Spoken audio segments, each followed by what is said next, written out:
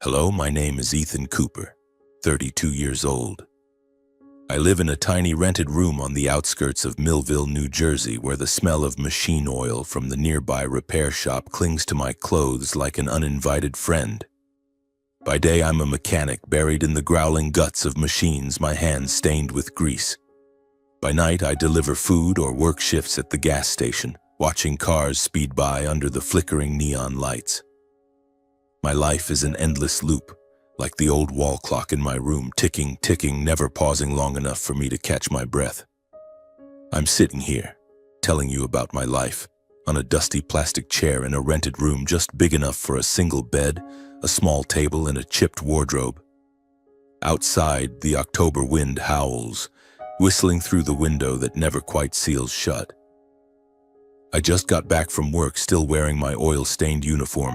My head is pounding like it's been hit with a hammer, but I don't have time to care. On the table sits a cold cup of coffee and a half-eaten sandwich from breakfast. Millville is a small town where everyone knows each other, but no one really cares. Cracked asphalt roads, faded wooden houses, and endless cornfields, that's all this place has. I grew up here in a small house about 10 miles from my current room. That house is old now, with loose shingles and peeling walls, but I still remember summer days running around the yard, my laughter mixing with my younger brother Zach's as he trailed me like a shadow. Lily, my baby sister, was too young then, lying in her crib giggling whenever I made funny faces. Those memories are beautiful, but they're like a faded painting, only faint outlines remaining. I'm the eldest of 3 siblings.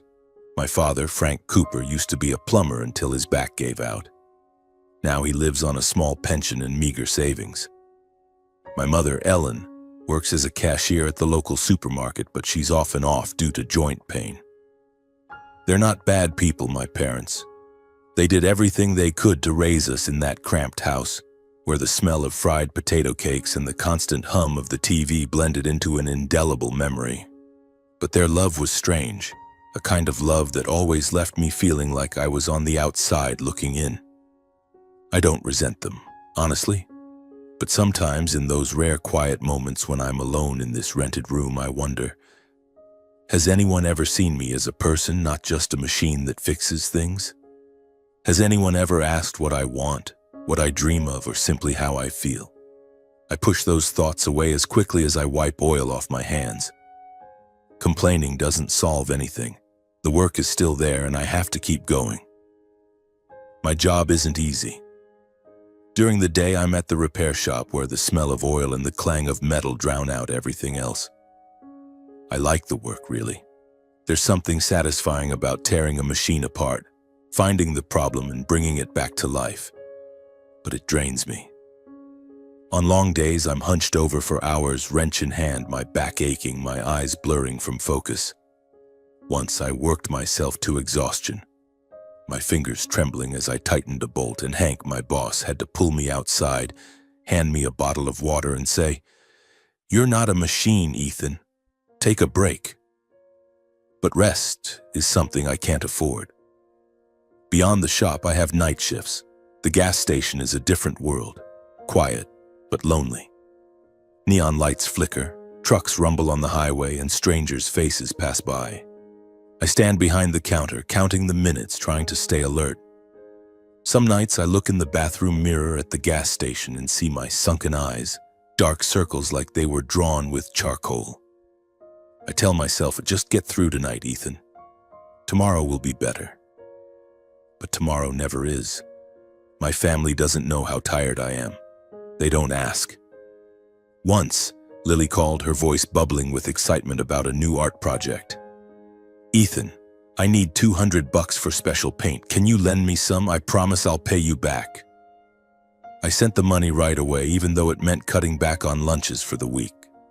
Zach is different. He doesn't ask for money outright, but whenever his car breaks down, he calls me. "Ethan, can you fix this car? I've got an important client meeting this week." I drive over, work until midnight to get it running, and Zach just slaps my shoulder, says, "Thanks, you're a lifesaver," and speeds off, never looking back. I used to think that if I kept helping, one day they'd notice.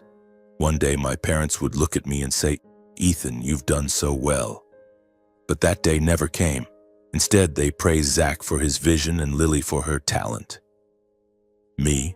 I'm the logistics guy, the faint shadow in the background keeping everything running. My health started failing a few months ago. The headaches got worse, like someone was hammering my temples. I'm constantly exhausted, even though I try to drink coffee and eat better. Once I nearly collapsed while fixing an excavator, my hands shaking so badly I dropped my wrench. Hank looked at me, worried. "You okay, Ethan? You look like you're about to keel over." I laughed it off, said, "Just tired, I'm fine." But I knew I wasn't. I could feel my body betraying me bit by bit. I hide my illness. I don't want my family to worry, or rather I don't want them to see me as a burden. I take painkillers, try to sleep more on the rare days off, but it doesn't help much. Every morning I look in the mirror and see a 32-year-old man who looks over 40. My skin is ashen, my eyes dull, and my smile, if I even remember how to smile, disappeared long ago. That day was a Friday, one I'll never forget. I started my morning shift at the repair shop as usual. The excavator I'd been working on all week still wouldn't start, and Hank was losing patience. "Ethan, you've got to get this fixed by the end of the week," he growled, pointing at the heap of metal like it was my fault. I nodded, bent over to work, sweat dripping down my forehead despite the cold. The headache came back, worse this time, like someone was drilling into my temples. I swallowed 2 more ibuprofen, hoping it would help. At noon, my phone buzzed. It was my mom. "Ethan, can you come fix the washing machine? It's broken again." I sighed, said I'd come after my shift. But before hanging up, she added, "Oh, Zach just closed a big house sale. We're having a dinner tonight to celebrate. You'll come, right?" I nodded, though I knew I wouldn't have time. I hung up, feeling like a rock was crushing my chest. A party for Zach. Once again, I was just the guy who fixes the washing machine. Late that evening, I drove to my parents' house, toolbox in hand. The house was the same as ever, but every time I stepped inside, I felt smaller. My parents were in the living room laughing with Zach. Lily sat in the corner, scrolling on her phone, earbuds in. No one noticed me come in. I quietly went to the laundry room, took apart the washing machine, and found the problem, a clogged hose. I fixed it in under an hour, wiped my hands on a dirty rag, and walked back to the living room. "Washer's done," I said. My mom nodded. "Thanks, Ethan." Zach didn't even look up from his story about a client. Lily gave a half smile, then went back to her phone. I stood there looking at my family, feeling like a stranger. I wanted to say something, to scream that I was tired, that I needed to be seen, to be heard. But I didn't. I just nodded, grabbed my toolbox, and left. As the door closed behind me, I heard their laughter, as if I'd never been there. On the drive home, the headache returned, worse than ever. I pulled over, rested my head on the steering wheel, and tried to breathe. My hands were shaking, and for a moment I thought I couldn't go on. But I took a deep breath, started the car, and drove back to my room. I didn't know that just a few days later everything would collapse, and I'd have to face the brutal truth about my family, myself, and my life. I never thought of myself as someone who'd break easily. For 32 years I've lived like a machine, fixing, supporting, carrying the load, never stopping. But my body, it turns out, isn't made of steel. It betrayed me on a cold Tuesday night under the neon lights of the gas station when everything went dark and I collapsed, unable to comprehend what was happening. That night started like any other. I stood behind the counter counting change, listening to the rumble of trucks on the highway. The headache had become a constant companion, but tonight it was worse, like someone was pounding my temples with a hammer. I swallowed 2 more ibuprofen, though I knew they'd stopped working. My vision blurred and my hands trembled as I handed a credit card back to a customer. "You okay?" he asked, his voice skeptical. I nodded, forcing a smile. "Fine, just tired." But I wasn't fine. I felt like an old car, engine rattling, on the verge of breaking down. Then it hit like a wave. I was wiping down the counter, trying to stay alert, when a wave of dizziness crashed over me. The room tilted, the radio in the corner warped into a distorted hum, and I could hear my heart pounding in my ears. I gripped the counter, trying to steady myself, but my legs wouldn't obey. "Just sit down," I told myself, but before I could do anything, the floor rushed up and I collapsed. Everything went black. I vaguely heard someone shout, "Call 911," and then nothing. When I woke up, I was in a hospital bed, harsh white light stabbing my eyes. The smell of antiseptic was overpowering, and a steady beeping came from the machines beside me. A nurse stood at the foot of the bed, jotting something on a chart. I tried to sit up, but my body felt like lead. "You're awake," she said softly. "Don't move too much. You passed out at the gas station. We're running tests." Panic hit me, but not for myself. I thought about work. Hank would lose it if I didn't finish fixing that excavator. Who'd cover the gas station shift tonight? And money, I didn't have good insurance. How would I pay for this? I asked the nurse, my voice hoarse. "How long do I have to stay here?" She smiled, but her eyes were worried. "The doctor will talk to you soon. Just rest for now." The doctor came a few hours later, a middle-aged man with round glasses and a calm voice. He sat beside my bed, holding a stack of charts. "Ethan, I'm Dr. Patel. We have your test results. You're in acute kidney failure. Your kidneys are functioning very poorly, and you need to start dialysis immediately." I stared at him, my mind blank. Kidney failure? I didn't understand. I was only 32. I was healthy. Or at least I thought I was. "Dialysis?" I repeated, my voice weak. Dr. Patel explained slowly, as if he knew I was reeling. My kidneys had been failing for a while, likely from overwork, poor diet, and chronic stress. Without regular dialysis, I wouldn't last long. And within a year, I'd need a kidney transplant, or I'd die. The word die rang in my head like a bell. I wasn't afraid of death, not exactly, but I was terrified of leaving things unfinished. My job, my family, the responsibilities I'd carried my whole life. I asked the doctor, "A transplant. How do I get a kidney?" He looked at me, his voice gentle. "Family members are often the best option. They can be tested for compatibility. If that doesn't work, you'll be put on a waiting list, but it could take years." Family. The word tightened my chest. I thought of my parents, Zach, Lily. Surely they'd help me. They were my family. They had to help, right? I was moved to a shared hospital room where 4 other patients lay, each with their own story. Holding my phone with trembling hands, I called my mom. The phone rang endlessly, but no one answered. I tried again, then texted, "Mom, I'm in the hospital. I have kidney failure. Need to talk urgently." I waited. 1 hour, 2 hours, no reply. I called Zach, but got his voicemail.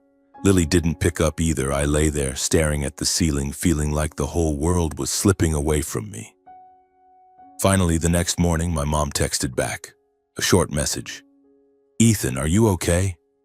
We're busy preparing for Lily's art exhibition. I'll call you tonight."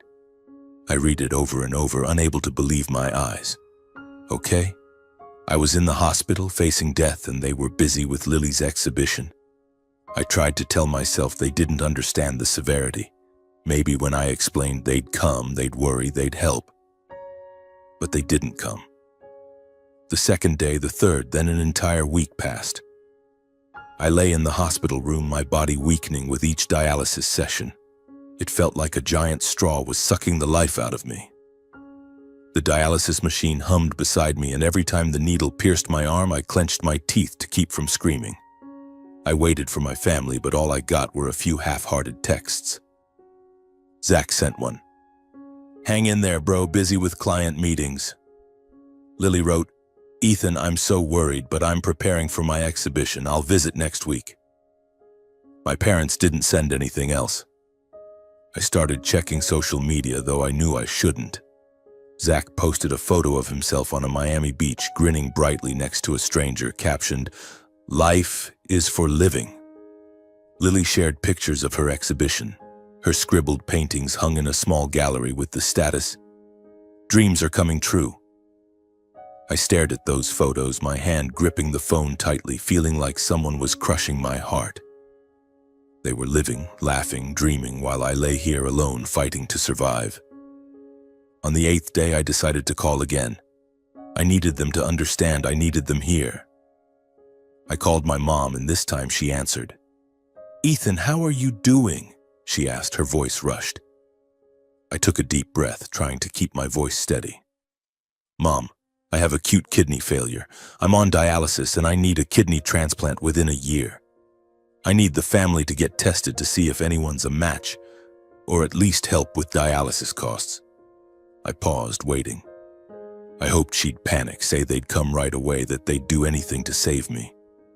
But my mom was silent. Then she spoke, her voice quiet but cold. "Ethan, this is complicated. Your dad and I aren't young anymore, and our health isn't great. Zach's building his career and Lily needs to focus on her art. We have to think about their futures."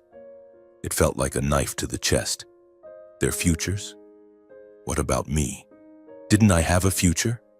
I wanted to scream, to ask why I didn't matter, but I only whispered, "So what am I supposed to do, Mom?" She sighed. "You're strong, Ethan. You always find a way. We'll try to help, but now's not the time." Then she hung up. I lay there, the phone slipping from my hand, tears spilling out despite my efforts to hold them back. For the first time in my life, I felt completely invisible. I'd spent my entire life helping them, paying bills, fixing cars, covering tuition. But when I needed them most, they turned their backs. I began to see the harsh truth. I wasn't part of the family, not in the way I thought. I was a shadow, the one in the background, keeping things running, but never truly seen. For 32 years, I'd lived to please them, to prove I was worth something. But now, lying in a hospital bed, it was clear they didn't need me, not Ethan, just what I could do for them. Life after that became a string of dark days. Dialysis 3 times a week, 4 hours each session, felt like an endless punishment. The costs ate through my savings. I couldn't work night shifts anymore. The doctor forbade it, saying my body couldn't handle it. Hank, my boss at the repair shop, was sympathetic, but I knew he couldn't keep me on long if I couldn't pull my weight. I survived on my meager wages, cutting out everything. No eating out, no new clothes, nothing. My already run-down rented room felt even colder, a constant reminder that I was sinking to rock bottom. My family drifted further away. At first, they called, asking superficial questions. But when I could no longer send them money, the calls dwindled. I sank into despair. Some nights, after dialysis, I lay in bed, staring at the ceiling, thinking about death. It wasn't as scary as I'd expected. Maybe dying would be easier than living, easier than facing the truth that my family didn't need me. But then I thought of others. Hank, who kept me on at the shop despite my weakness. The silver-haired truck driver I'd see at the gas station, who always asked if I was okay. They weren't family, but they saw me. And I told myself I can't give up yet. I started looking for options. I asked Dr. Patel about the kidney transplant waiting list, but he said it could take 3 or 4 years. I researched charity programs, but most required complicated paperwork I didn't have the energy to tackle. I even considered selling my old truck, but it was my only way to get to work. Every day I fought myself, trying not to let the emotional pain overpower the physical pain. I sat in the dialysis waiting room, my body exhausted, my mind a tangled mess, thinking this might be all I'd ever have. A life hanging by a thread, waiting for a miracle that would never come. But miracles, it turns out, do exist. Mine came in the form of a man in a gray suit with confident steps and a smile I couldn't forget, even though 8 years had passed since we last met. That morning started like any other in the hospital. I sat on a hard plastic chair, clutching a weak cup of coffee from the vending machine, trying to keep my eyes from closing. The hum of dialysis machines from the next room mixed with the murmurs of other patients in the waiting area.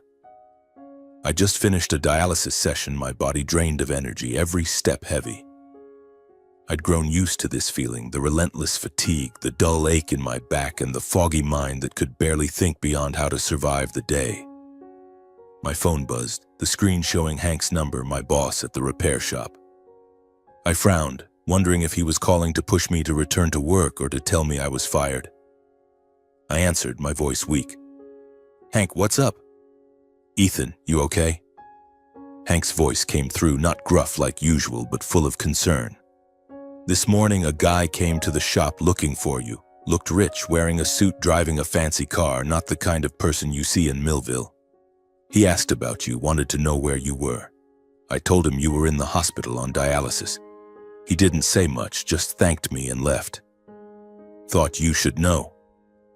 I froze, my mind reeling. Who would look for me? I had no close friends, no one beyond the guys at the shop and a few patients I'd met at the hospital. "Did he give a name?" I asked, my voice trembling. Hank hesitated. "Sounded like Jasper something. Jasper Reed, maybe?" My heart pounded. Jasper Reed. The name hit me like a stone dropped into a still lake, stirring memories I'd buried long ago. Jasper was my childhood friend, the one I grew up with in Millville, in weed-choked alleys and summer days running by the muddy Run River. Back then, Jasper was a smart but poor kid, his family living in a rundown trailer, always scraping by. I'd helped him plenty, sharing lunches, lending textbooks, even standing up for him when older kids bullied him. But the biggest memory, the one I'd never forget, was 8 years ago, when Jasper came to me with bright eyes and a crazy idea. "Ethan, I've got a business plan," he'd said, his voice brimming with passion. "A tech app to connect small businesses with local customers. I just need startup capital. If it works, it'll change everything." I looked at Jasper, saw the determination in his eyes, and I believed in him. I emptied my savings, the money I'd set aside for an old car, and even borrowed from a few friends to lend him $7,000. "You'll do it," I said, clapping his shoulder. "I believe in you." Jasper hugged me, promising to pay me back tenfold. But then he left Millville, and I never heard from him again. I assumed he'd failed, like so many dreams in this town. And now Hank was saying Jasper was looking for me. A wealthy man in a suit driving a fancy car. I couldn't believe it. I sat there, phone still pressed to my ear, my mind in chaos. "Thanks, Hank," I whispered, then hung up. I stared out the waiting room window where faint sunlight filtered through, wondering if I was dreaming. Less than an hour later, I heard confident footsteps echoing down the hall.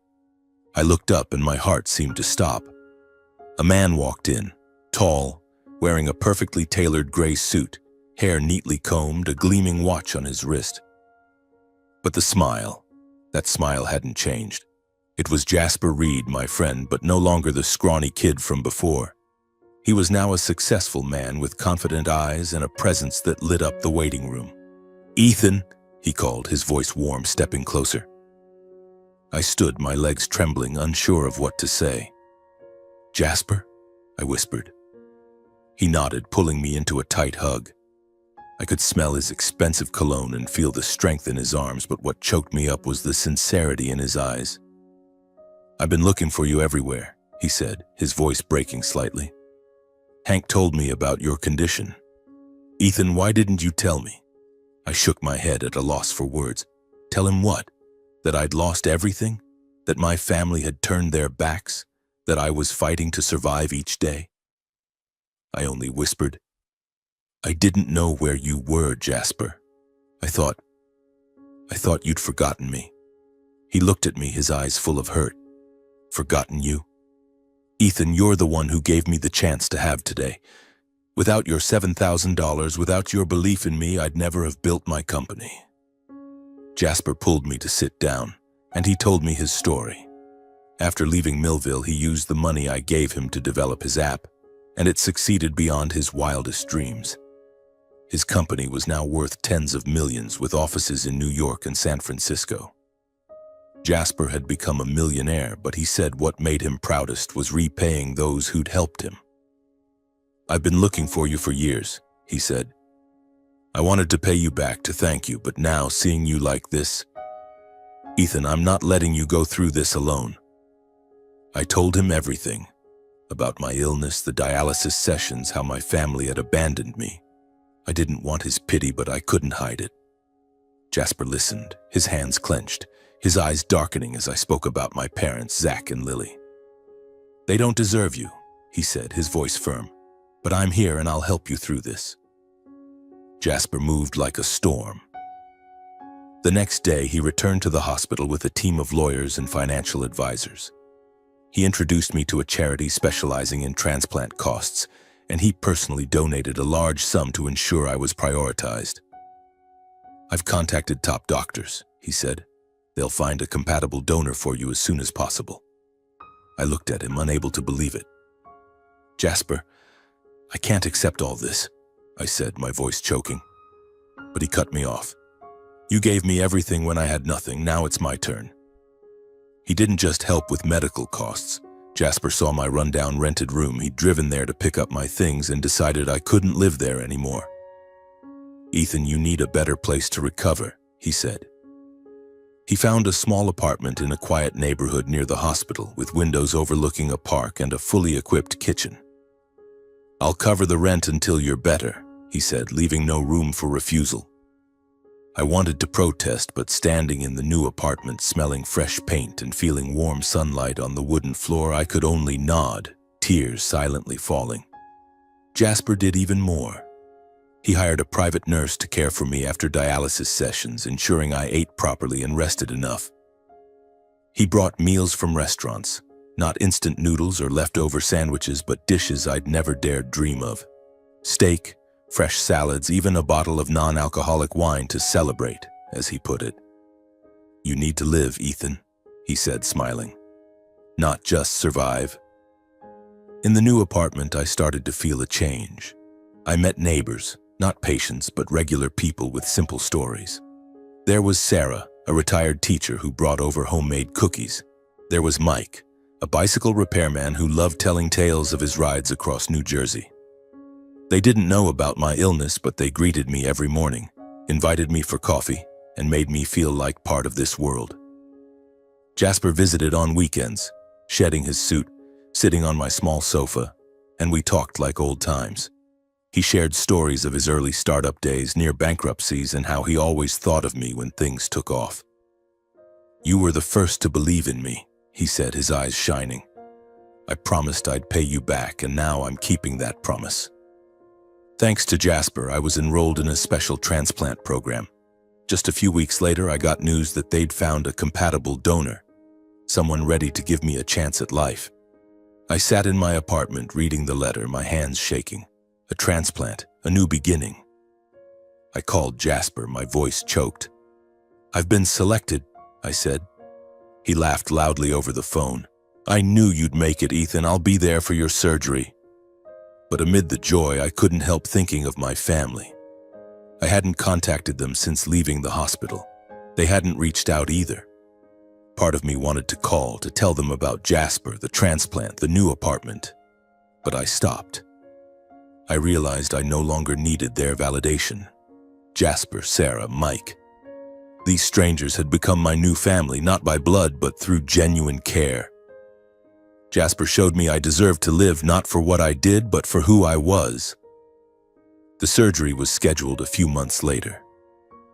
Jasper promised to fly back from New York to be there.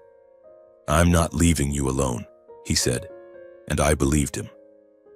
The night before the surgery, I lay in bed watching moonlight stream through the window, feeling a strange peace. I didn't know what the future held, but for the first time, I wasn't afraid. I had Jasper, my new apartment, a chance to start over, and I knew no matter what, I'd never go back to being my own shadow. The day of the kidney transplant arrived, and I lay in the hospital bed, my heart pounding.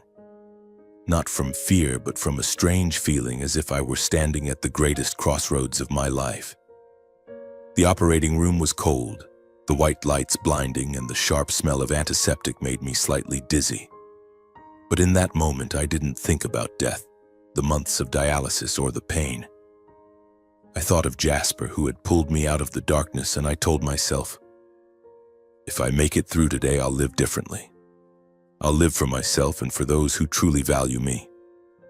As the nurse wheeled me into the prep room, I glanced down the hallway, hoping to see a familiar face. But there was only Jasper, standing there in his familiar gray suit, his smile warm but his eyes worried. Beside him was Hank, my boss from the repair shop, wearing his old flannel shirt, hands in his pockets, looking out of place in the hospital. "You've got this, Ethan," Jasper said, gripping my hand so tightly I could feel his strength. Hank just nodded, his voice gruff. "Hang in there, kid. I bet you're tougher than that excavator at the shop." I laughed, though my throat tightened. They weren't my family, but they were here, and that was enough to give me a sliver of courage as I entered the operating room. The surgery lasted 6 hours. I don't remember much, only waking to dim light filtering through a window and the steady beeping of machines. A dull pain throbbed in my abdomen where the incision was, but it wasn't frightening. It was proof I was alive. The doctor came in smiling. "The surgery was a success, Ethan.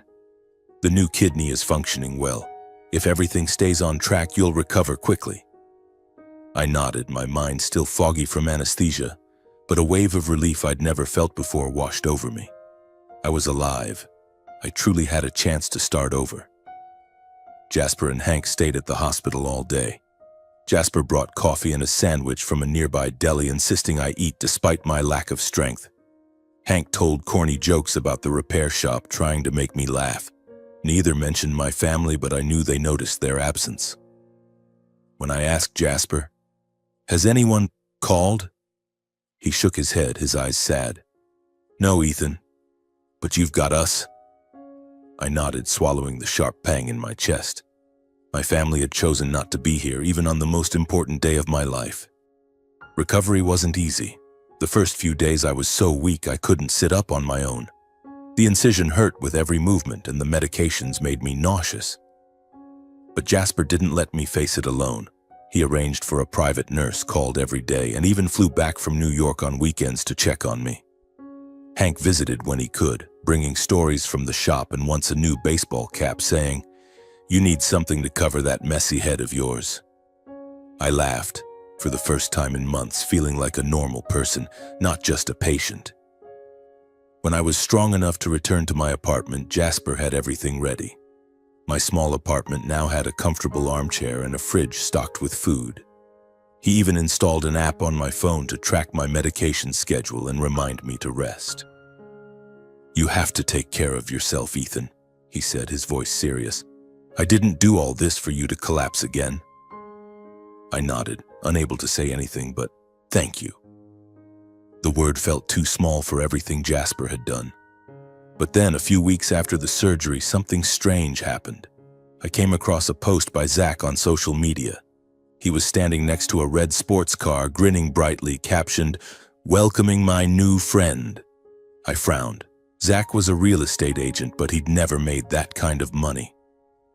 A week later, I saw another post. Zach showing off a new condo with large windows overlooking the city, luxurious furniture, and the caption, "Live big, dream big." A chill ran down my spine. Where was Zach getting this money? He couldn't have earned that much, not that fast.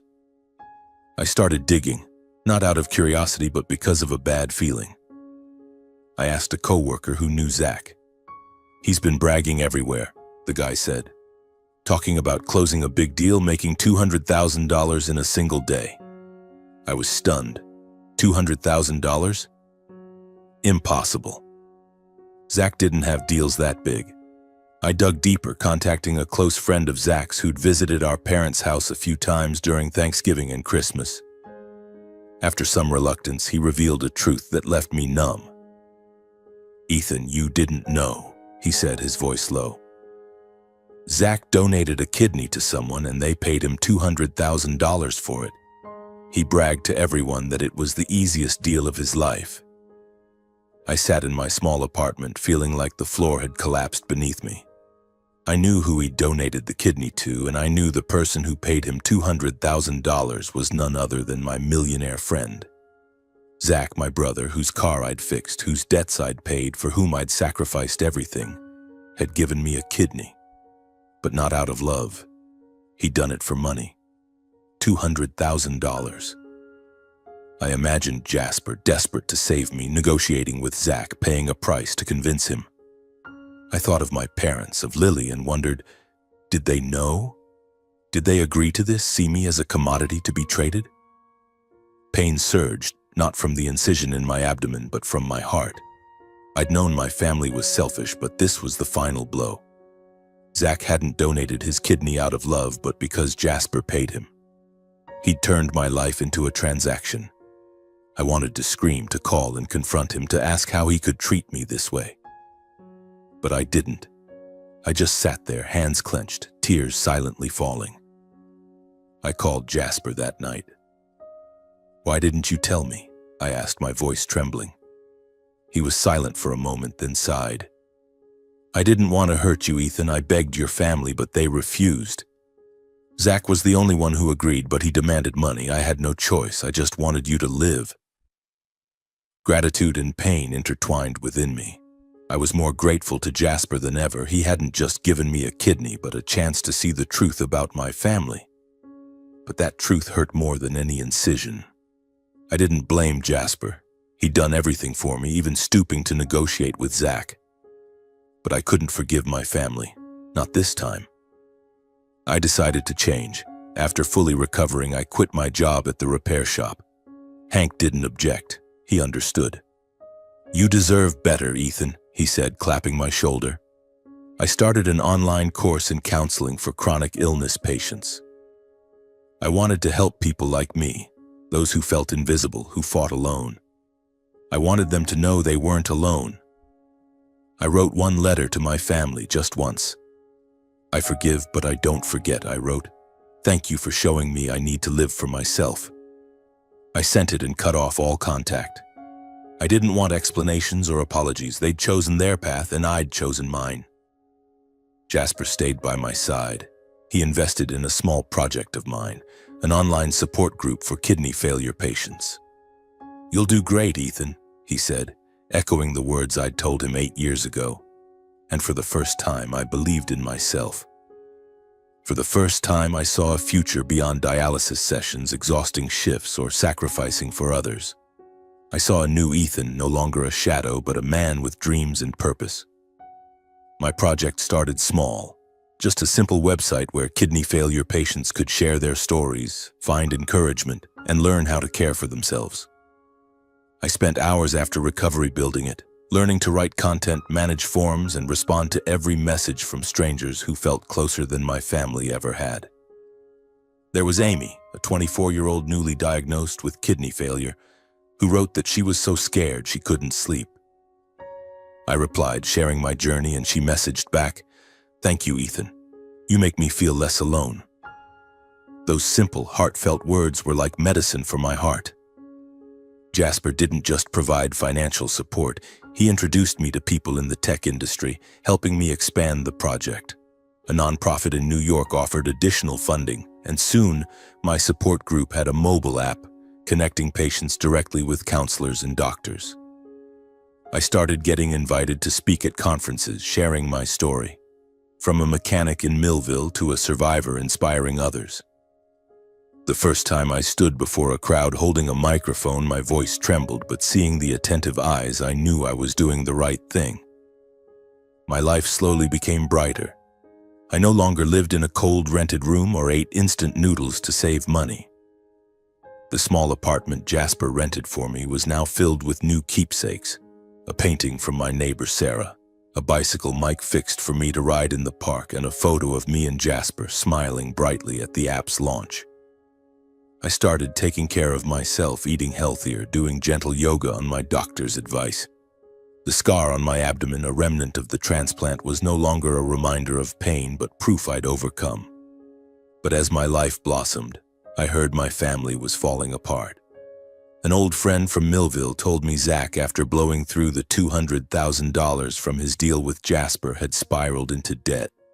He'd bought a fancy car, a new condo, and lived lavishly as if the money would never run out. But his real estate deals kept failing, and soon his assets were repossessed. My parents were struggling too. They sold the old house, moved to a smaller rented apartment, and my mom worked extra hours at the supermarket despite her failing health. I knew it was only a matter of time before they'd come to me for help. And then one day my phone buzzed. It was my mom's number. I stared at the screen, my hand hesitating. It had been nearly 2 years since the letter I'd sent. I didn't answer the call, but she texted, "Ethan, are you okay? We want to see you. The family's struggling. Can you help?" I read the message, feeling like my heart was being squeezed. Help? After everything they'd done or failed to do? I didn't respond. A few weeks later, they showed up at the hospital where I was giving a talk to encourage kidney failure patients. When I opened the door, there they were, my parents, looking aged, their hair grayer, eyes sunken. Zach stood behind them, no longer the confident man, just a tired figure in an old hoodie. Lily was beside him, clutching her bag, eyes on the floor. "Ethan," my mom said, her voice trembling. "Are you okay? We want to apologize." My dad nodded, his voice hoarse. "Son, we were wrong. We want to make it right." Zach looked at me, his eyes a mix of shame and desperation. "Bro, I messed up taking money from Jasper. I didn't think it'd turn out like this." I stood there looking at them, the people who'd once been my entire world. I wanted to believe them, to hug them and say everything would be okay. But then I remembered the hospital days, their half-hearted texts, the times they'd abandoned me. I remembered Zach selling his kidney not for brotherly love but for money. I remembered how they'd lived on as if I didn't exist, and I knew I couldn't go back. I smiled, a small but resolute smile. "Thank you for coming," I said, my voice calm. "But I can't help anymore. I've given too much and now I need to live for myself." My mom broke into tears, my dad bowed his head, and Zach and Lily said nothing. I walked away, leaving the people I'd once considered my world behind. I leaned against the hospital hallway, taking deep breaths, feeling both pain and relief. For the first time in my life, I'd chosen myself. Since that encounter with my family at the hospital, I haven't contacted them again. I heard they're still struggling, but I no longer feel responsible for saving them. I'd done that for too long, and now I needed to save my strength for those who truly deserved it. The patients in my community, friends like Jasper, Hank, Sarah, and Mike. They were my new family, not bound by blood but by humanity. One afternoon, I drove to the beach near Millville, where waves lapped gently at the shore and the sunset painted the sky a brilliant orange. I stood there, feeling the sea breeze caress my skin, the sunlight illuminating the small scar on my abdomen, the mark of my transplant, the mark of my rebirth. Jasper stood beside me, tossing a pebble into the sea, then turning to me. "You okay, Ethan?" he asked, as he always did. I smiled, feeling whole for the first time. "I'm okay," I said. "Jasper, sometimes what we need isn't a family. It's choosing who our family will be." He nodded, saying nothing, but I knew he understood. I looked out at the sea where the sun was slowly sinking and thought about the message I wanted to share. Life isn't about what you sacrifice, but what you choose to hold on to. I'd once lived to please others, to be their shadow. But now I chose to live for myself, for those who saw my worth and for those I could help with my heart, not blind sacrifice. I am Ethan Cooper, and I've found my true family, not in blood but in hearts that resonate with mine.